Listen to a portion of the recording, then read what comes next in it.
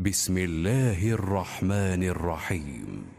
ويل للمطففين الذين إذا اكتالوا على الناس يستوفون وإذا كالوهم أو وزنوهم يخسرون ألا يظن أولئك أنهم مبعوثون ليوم عظيم يوم يقوم الناس لرب العالمين كلا إن كتاب الفجار لفي سجين وما أدراك ما سجين كتاب مرقوم ويل يومئذ للمكذبين الذين يكذبون بيوم الدين وما يكذب به إلا كل معتد أثيم إذا تتلى عليه آياتنا قال أساطير الأولين كلا بل ران على قلوبهم ما كانوا يكسبون كلا إنهم عن ربهم يومئذ لمحجوبون ثم إنهم لصالوا الجحيم ثم يقال هذا الذي كنتم به تكذبون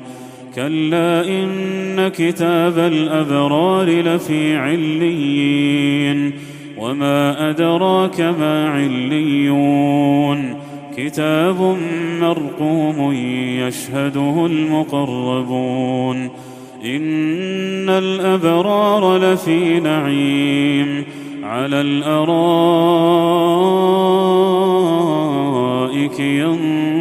ينظرون تعرف في وجوههم نضرة النعيم يسقون من رحيق مختوم ختامه مسك وفي ذلك فليتنافس المتنافسون ومزاجه من تسنيم عينا يشرب بها المقربون إن الذين أجرموا كانوا من الذين آمنوا يضحكون وإذا مروا بهم يتغامزون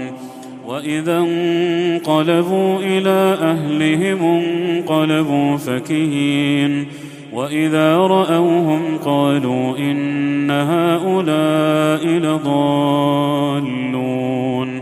وما أرسلوا عليهم حافظين فاليوم الذين آمنوا من الكفار يضحكون على الأرائك ينظرون هل ثوب الكفار ما كانوا يفعلون